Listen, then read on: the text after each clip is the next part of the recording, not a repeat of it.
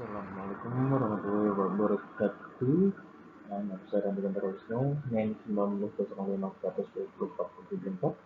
Jadi kali ini kita akan bahas tentang jaringan nirkabel ya, atau wireless, atau di classroom di sana jaringan nirkabel Wi-Fi atau wireless fidelity. Jadi untuk definisinya, jaringan nirkabel ya, atau Inggrisnya itu wireless network, adalah bidang disiplin yang berkaitan dengan komunikasi antar sistem komputer tanpa menggunakan kabel. Lo kayak contoh singkat itu seperti mouse wireless itu kan menggunakan receiver yang berbentuk Bluetooth itu. Kayak misalnya menggariskan gini ini menggunakan kursor itu, menggunakan kursor dengan mouse Bluetooth itu yang menggerakkan itu Bluetoothnya itu. Kayak gini tuh, kayak gitu tuh contoh singkat aja itu menggunakan Bluetooth. Jaringan nirkabel sering dipakai untuk jaringan komputer baik pada jarak yang dekat, beberapa meter, memakai alat atau memecah Bluetooth. Nah ini yang saya maksud tuh receivernya maupun dari jarak jauh lewat satelit. Jenis jaringan yang populer dalam kategori lainnya nirkabel ini meliputi jaringan kawasan lokal, jaringan nirkabel wireless LAN atau WLAN ya. Jadi kalau WiFi itu sering disebutnya tuh contoh paling gampang itu ini. Nah ini LAN atau wireless LAN dan WiFi. Lalu WiFi ini pembahasan utama kita ya. Oke, oke, saya secara lebar akan menjelaskan tentang wirelessnya juga. Jadi WiFi atau wireless fidelity adalah nama lain yang diberikan untuk produk yang mengikuti spesifikasi 802.11. Ini apa namanya, kepanjang apa namanya, menggunakan spesifikasi IEEE atau yang di bawah Institute of Electrical and Electronic Engineers. Sebagian besar pengguna komputer lebih memilih istilah Wi-Fi card atau adapter dibandingkan dengan 802.1 card atau adapter. Wi-Fi itu sebenarnya merek dagang dan lebih populer dibandingkan kata IE E802.11. Ya. Jadi Wi-Fi yang kita gunakan itu sebenarnya merek dagang. Jadi kayak Samsung, Bluetooth itu tuh merek dagang semuanya. Jadi itu ada nama lain itu nama aslinya. IEEE adalah organisasi internasional dan mengutakan para engineer dengan tujuan untuk mengembangkan teknologi untuk meningkatkan harkat kemanusiaan. Sebelumnya, IEEE memiliki kepanjangan yang dalam Indonesia berarti Institut Insinyur Listrik dan Elektronik. Jadi pengenalan teknologi nirkabel ini teknologinya menghubungkan dua piranti untuk bertukar data tanpa media kabel. Ya. Data dipertukarkan melalui media gelombang cahaya tertentu seperti teknologi inframerah pada remote TV atau gelombang radio seperti Bluetooth pada komputer dan ponsel dengan frekuensi tertentu. Jaringan nirkabel biasanya menghubungkan satu sistem komputer dengan sistem yang lain dengan menggunakan beberapa macam media transmisi tanpa kabel. Seperti contoh paling gampang itu gelombang radio, gelombang mikro, maupun cahaya inframerah.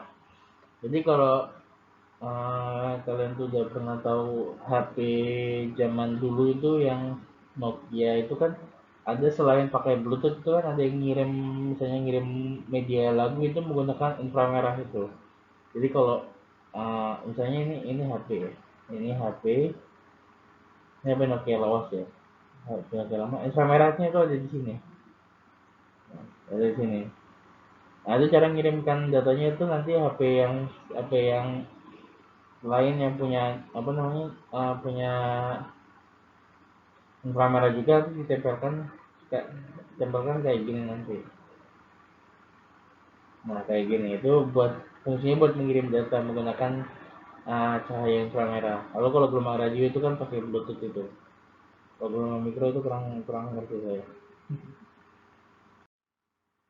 Ini sejarah singkatnya IEEE atau WiFi ya, nama aslinya WiFi itu standarisasi untuk WLAN yang diberi kode 802.1 yang dapat bekerja dengan frekuensi 2,4 GHz dan kecepatan transfer max 2 megabit per second. Karena frekuensi WiFi kan udah berkembang sampai 5 GHz kan ya. Tapi ini untuk 1997 sampai seterusnya itu buat frekuensi 2,4 GHz itu terus dikembangkan, terus biar kecepatan transfernya itu lebih tinggi. AIM mengeluarkan spesifikasi baru bernama 802.11b, kecepatan throughput 11 megabit per second dengan frekuensi 2 GHz. Kelemahannya adalah terjadinya interferensi dengan peralatan yang menggunakan gelombang radio pada frekuensi yang sama.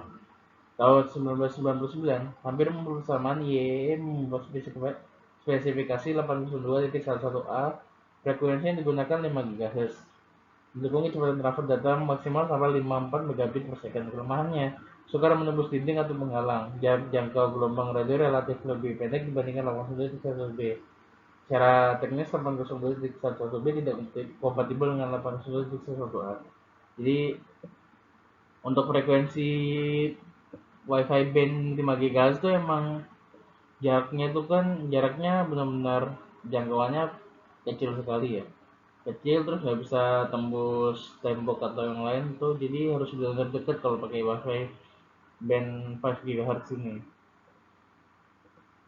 Jadi kalau misalnya makanya kalau free wifi yang di luar sana itu biasanya menggunakan 802.11a yang apa namanya, menggunakan frekuensi 2,4 GHz itu biar lebih luas jangkauannya.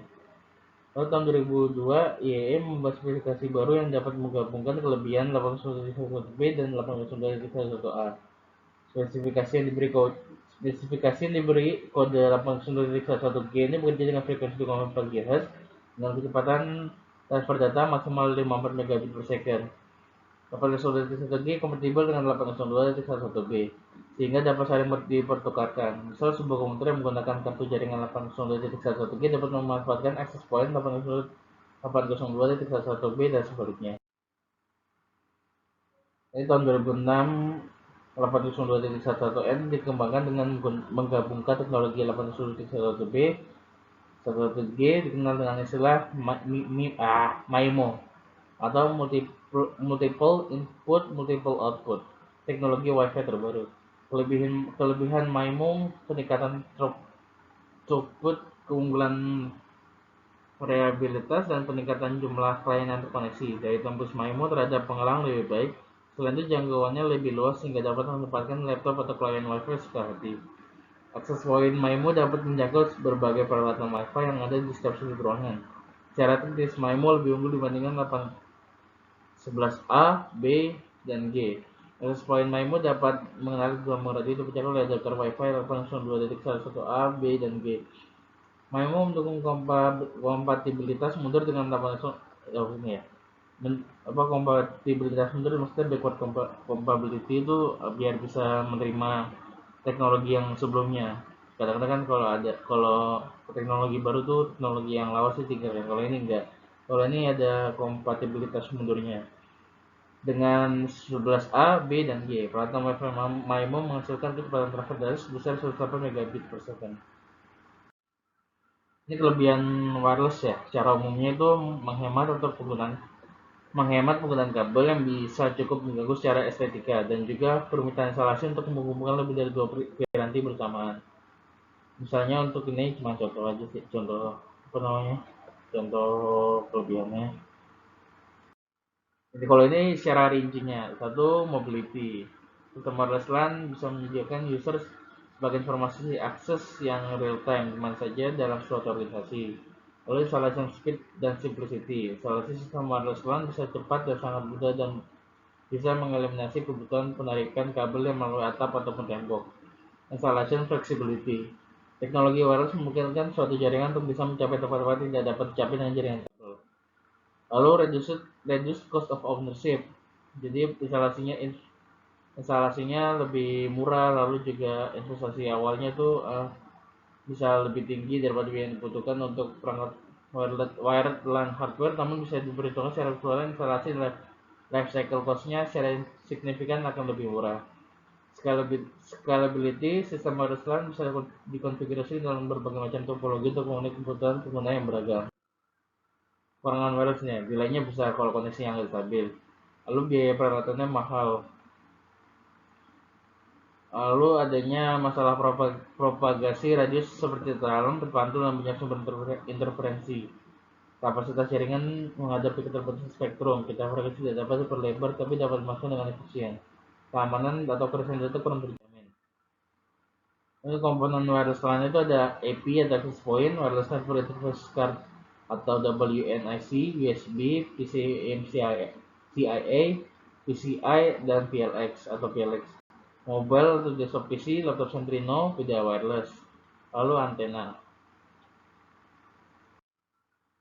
Ini komponen wireless LAN ya. Access point, alat untuk mentransmisikan data, mengirim data dan menerima data, mengkonversi sinyal frekuensi radio RF menjadi sinyal digital yang disalurkan ke perangkat WLAN yang lain dengan dikonversi ulang menjadi sinyal frekuensi radio. Lalu extension point berfungsi seperti repeater untuk klien yang tempatnya lebih jauh. Settingan channel setiap IP harus sama, biasanya merek juga harus sama. Contoh gambar jaringan extension point. Ini contohnya ya. Extension point itu kayak router gampangannya itu. Nah ini gambar saya dapat dari Google ya. Lalu antena, alat untuk mentransformasikan sinyal radio yang merambat pada sebuah konduktor yang jadi gelombang elektromagnetik yang merambat di udara. Ada dua jenis antena, yaitu antena omnidirectional, yaitu jenis antena memiliki pola panjang sinyal ke segala arah dengan daya yang sama. Directional, sinyal yang ini satu arah saja. Wireless LAN card dapat berupa PCIe, MCIe, ISA card, USB card, Ethernet card yang berfungsi sebagai interface antara sistem operasi jaringan lain dengan format interface udara ke access points. Nah ini receivernya ini wireless LAN cardnya. Jadi jaringan kabel ini sebenarnya saya ulang lagi nih, nggak terlalu penting juga ini ya. Ini untuk wireless wide area network itu maksudnya jaringan yang benar-benar luas, yang suatu jaringan benar-benar luas pokoknya. Lalu ini metropolitan tuh yang mencakup kota biasanya. Lalu local area network itu biasanya yang di kafe atau di kantor kayak gitu. Lalu personal area network itu seperti rumah ya, personal. Ya ini contoh teknologi wireless ya. Ada headset wireless, lalu ada ini keyboard yang menggunakan apa namanya sinar inframerah ini.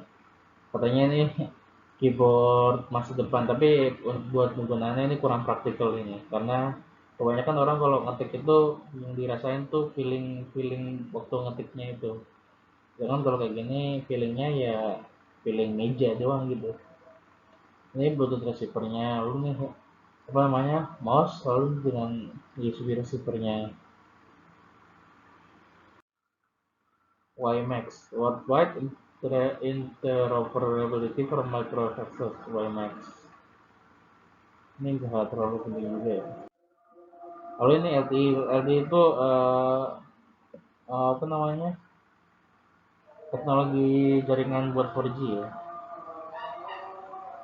Setelah LTE pertama terkenal oleh 3GPP untuk memulai tahap evolusi berikutnya dalam sistem komunikasi mobil yang bersifat pada teknologi ortogonal frequency division multiplexing. Ini pertama kali pada tanggal 14 Desember 2009. Sekarang tuh udah zamannya 5G itu. Gencar-gencarnya tuh lagi nyaman 5G tuh Amerika, Inggris, Prancis, dan juga terutama Tiongkok ini. Tiongkok ini katanya udah bangun buat sinyal apa 6G juga katanya. Cepat banget di sana tuh. Ini Li-Fi itu untuk cepat. Li-Fi itu seperti Wi-Fi tapi menggunakan emisi cahaya ya atau light ya, light fidelity ini dengan kecepatan transferan lebih cepat dibandingkan Wi-Fi, dan Wi-Fi kemungkinan akan menggantikan Wi-Fi di masa mendatang. Jadi ini Wi-Fi ini bisa kecepatan tembus hingga 130 megabit per second menggunakan teknologi cahaya. Kira nggak tembus sampai sini doang, soalnya Wi-Fi sekarang tuh bisa tembus sampai segini soalnya. Wi-Fi itu sekarang tuh cepat soalnya. Kalau Wi-Fi mungkin kecepatan transfernya itu bisa sampai 100 gigabit per second atau mungkin 1 terabit per second kayak gitu, mungkin aja. Ya mungkin itu saja yang bisa saya presentasikan, kurang lebih mohon maaf. Wassalamualaikum warahmatullahi wabarakatuh.